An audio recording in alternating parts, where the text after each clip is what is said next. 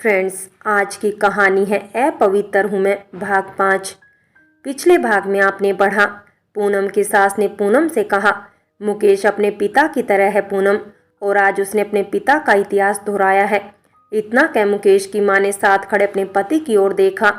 पूनम आश्चर्य से कभी अपनी सास को तो कभी मुकेश की ओर देखती रही। मुकेश ने उसे अंदर चलने को कहा तो अंदर जाने के लिए आगे बढ़ गई, लेकिन उसके दिमाग में अब भी मुकेश की माँ की बात गूंज रही थी। पूनम आगे बढ़ी, उसने और मुकेश ने उनके पैर छुए तो उन्होंने उन दोनों को खूब आशीर्वाद दिया और बधाई देते हुए बोले, तुम दोनों ने जो किया उसके लिए बहुत हिम्मत चाहिए बेटा, अब आगे। मुकेश, मुझे गर्व है ऐसे कठिन समय में तुमने पूनम का साथ नहीं छोड़ा, बल्कि उसकी ताकत बने। और पूनम, मुझे नहीं पता था इतनी नाजुक सी दिखने वाली मेरी बेटी इतनी हिम्मत वाली निकलेगी। खुद को अपने ससुर द्वारा बेटी बुलाए जाने पर पूनम की आंखें झलक उठी।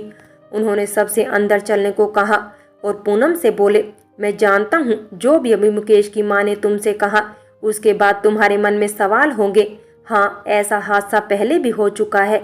मुकेश के पिता ने अपनी पत्नी की ओर देखा और उनका हाथ अपने हाथ में लेकर बोले, मुकेश जानता है इस बारे में, वो यह भी जानता है कि वो मेरा खून नहीं है बल्कि वो मेरा ही बेटा है। पूनम ने हैरत से अपने ससुर को देखा। मुकेश उनका खून नहीं है मतलब? क्या मतलब कि वो उनका बेटा है लेकिन खून नहीं है?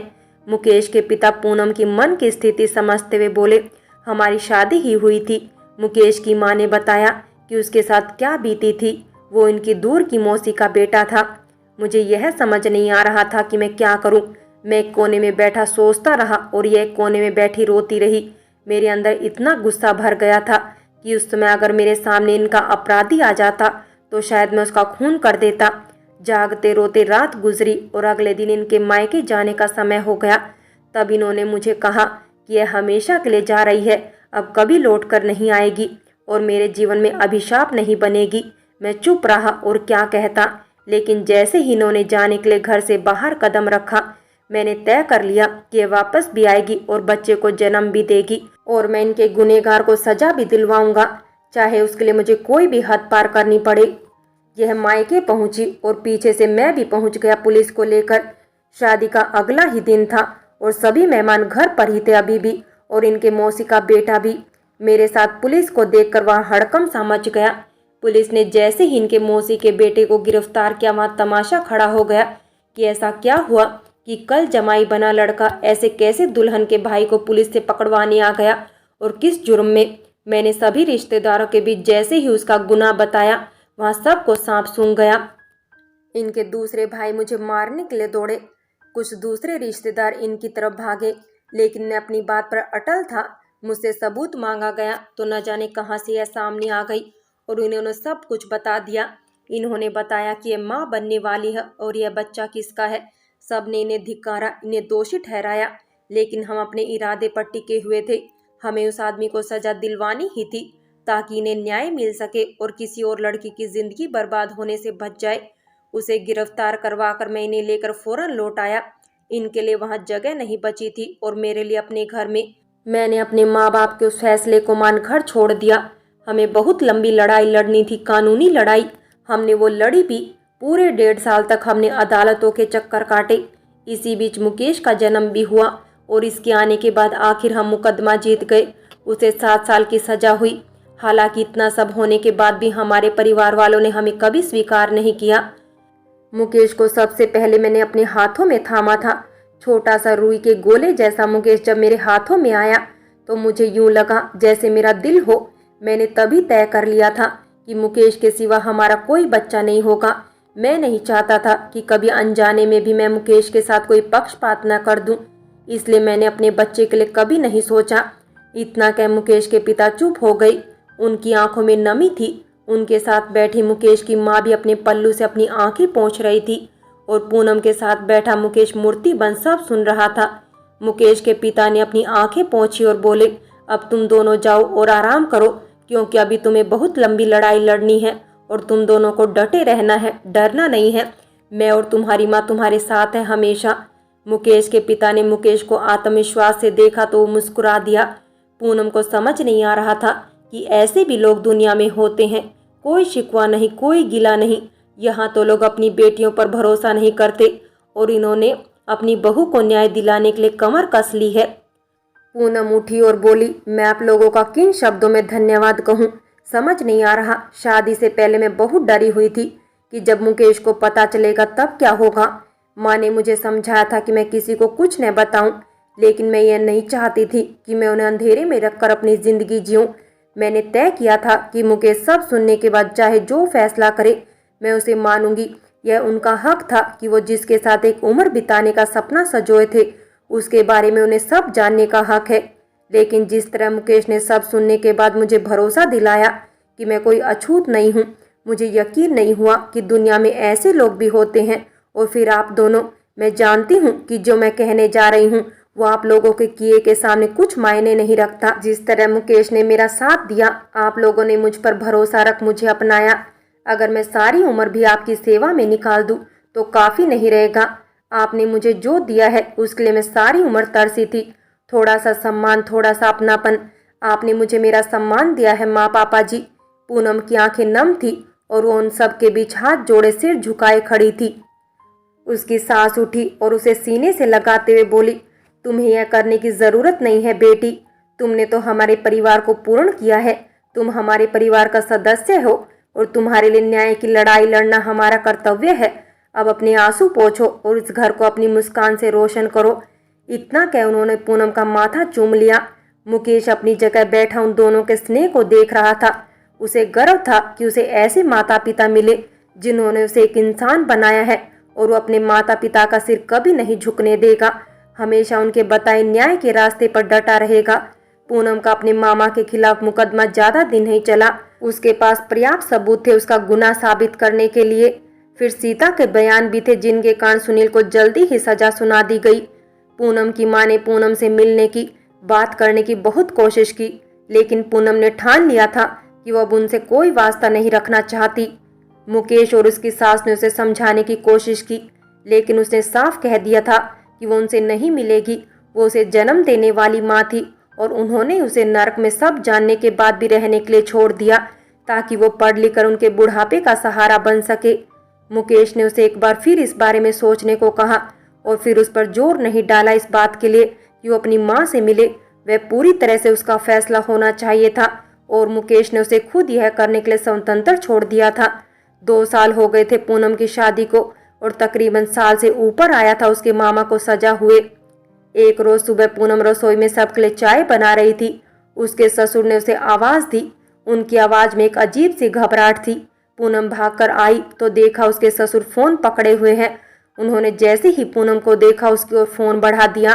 पूनम ने कांपते हाथों से फोन थामा और जैसे ही खबर सुनी लड़खड़ाते हुए पास रखी कुर्सी पर बैठ गई। सीता का फोन था, यह बताने की बीते दिन उसके पिता की मौत हो गई थी। अभी पूनम फोन हाथ में थामे हुए खुद को यकीन दिलाने की कोशिश कर रही थी कि यह खबर सच है कि तभी मुकेश भी काम पर जाने के लिए तैयार होकर बाहर आया। उसने पूनम के चेहरे पर दुख और अपने पिता के चेहरे पर चिंता देखी तो उसने इशारे से अपने पिता से कारण पूछा। मुकेश के पिता ने मुकेश को पूनम के पिता की खबर दी तो मुकेश ने पूनम पर नजर डाली जो आंसू भरी आंखों से उसी को देख रही थी। मुकेश ने अपना फोन निकाला और अपने ऑफिस फोन करके कहा कि वो नहीं आ रहा, उसे ज़रूरी काम से बाहर जाना है। फिर उसने पूनम से जल्दी तैयार होने को कहा और गाड़ी निकालने चला गया। पूनम की सास ने उसे अपना ध्यान रखने और अपनी माँ के साथ एक नई शुरुआत करने के लिए समझाया। मुकेश पूनम को लेकर उसकी माँ के घर निकल गया। कुछ घंटे बाद वो दोनों अपनी माँ के घर के सामने खड़े थे। पूनम बोझिल कदमों से मुकेश के साथ अंदर जाने के लिए बढ़ गई। उसे दरवाजे पर ही उसके कुछ रिश्तेदार दिखे। वो सब पूनम को वहां देख हैरत में थे। पूनम उनके चेहरे पर व्यंग, चिढ़, हैरत सब पढ़ सकती थी। कमाल की बात यह थी कि उसके साथ जो हुआ उसका अफसोस किसी के चेहरे पर नहीं था, लेकिन उसने जो अपने न्याय के लिए किया सब उसके लिए निर्णायक जरूर थे। वो उनके अनकहे सवालों के जवाब देना चाहती थी, लेकिन फिर उसे ध्यान आया कि वो अपने पिता के शोक में शामिल होने आई है। लिहाजा उसने सबको नजरअंदाज किया और अंदर जाने को बढ़ गई। जैसे ही पूनम ने अंदर कदम रखा वहां कानाफूसी होना शुरू हो गई। उसकी माँ ने उसे सिर उठाकर सूनी आंखों से देखा। पूनम ने देखा कि सीता वहीं उसकी माँ के पास बैठी हुई है। उसने उन्हें देख नजरें नीची की और अपनी माँ के साथ जाकर बैठ गई।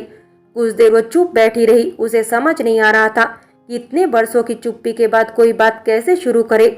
जब वो कुछ देर और नहीं बोली तो उसकी माँ ने धीमे से कहा, कैसी हो? यह अचानक लीवर ने काम करना बंद कर दिया था। डॉक्टर ने उम्मीद ही छोड़ दी थी। पिछले 2 महीने से अस्पताल में थे। कल रात दर्द ज्यादा बढ़ गया और इतना कह पूनम की माँ अपने घुटनों में सर रखकर रो पड़ी। पूनम ने उनके हाथ पर हाथ रखा तो उसे देखे बिना ही बोली, मैंने कोशिश की कि एक बार तुम्हें बता दूं, लेकिन हिम्मत ही नहीं हुई। मैंने तुम्हारे साथ जो किया उसके बाद मुझ में इतना साहस नहीं था कि तुमसे कह पाऊं किसी मदद के लिए। मैंने सब भगवान पर छोड़ दिया था कि जो उन्होंने हमारी गति सोची है वो हो जाने दो, ताकि हमारे पापों का कुछ तो प्रायश्चित हो जाए। तब तुम्हारी मामी ने आकर हमारी मदद की और लगभग 1 साल से यही सारे इलाज का खर्चा उठा रही थी। इतना कह पूनम की माँ ने अपनी भाभी की ओर देखा जो पूनम को ही देख रही थी। जैसे ही पूनम की नज़र उनसे मिली उन्होंने हाथ जोड़े और बोली, मैं बस अपने पापों का प्रायश्चित कर रही थी पूनम। पूनम धीमे से अनिश्चित सी मुस्कान मुस्काई और बोली, आपने हमारे लिए हमेशा बहुत किया है मामी जी, आपका धन्यवाद कैसे करूं समझ नहीं आ रहा। मेरे किए के लिए मुझे माफ़ करके पूनम, मैं शर्मिंदगी का बोझ उठा नहीं पा रही हूँ। तुम्हारे साथ जो सुनील ने किया उसे जानने के बाद भी मैं तुम्हारे लिए नहीं, ऐसा नहीं है। आपने उनके खिलाफ जब गवाही दी थी मैं तब ही आपसे अपने व्यवहार के लिए माफ़ी मांगना चाहती थी, लेकिन मैंने जिस तरह आपसे बात की थी उसकी शर्मिंदगी मुझे आपके सामने आने से रोक रही थी। अगर आप न होती तो हम इतनी जल्दी वो मुकदमा नहीं जीत पाते। इतना कह पूनम ने दरवाजे पर खड़े मुकेश को देखा। मुकेश अंदर आया और उसने पूनम की माँ के पैर छुए। उन्होंने मुकेश के सर पर हाथ फेरा और बोली, तुम बहुत नेक हो मुकेश, आज के ज़माने में तुम जैसे लोग नहीं होते। तुमने पूनम का इतना साथ दिया उसके लिए मैं तुम्हारी और तुम्हारे परिवार की एहसानमंद हूँ। आप ऐसा मत बोलिए, मैंने ऐसा कुछ विशेष नहीं किया, बस मेरे जो कर्तव्य थे उन्हें निभाने की कोशिश की है।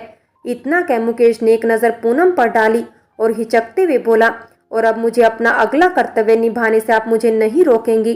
पूनम की माँ ने मुकेश को आश्चर्य से देखा तो मुस्कुराते हुए बोला, अब आपको हमारे साथ चलकर रहना होगा, मेरे साथ, पूनम के साथ, हम सब के साथ। पूनम की माँ ने यह सुना तो हैरानी और शर्मिंदगी से मना करने लगी, लेकिन मुकेश इस बार तय करके आया था कि वो पूनम की माँ को साथ ले जाएगा। उसने आते समय इस बारे में पूनम को भी समझाया था और इस बात के लिए राजी कर लिया था। जब उसने यह बात पूनम की माँ को बताई तो उन्होंने पूनम और मुकेश दोनों को बाहों में भर लिया और रोते हुए उन्हें ढेर सारे आशीर्वाद दिए।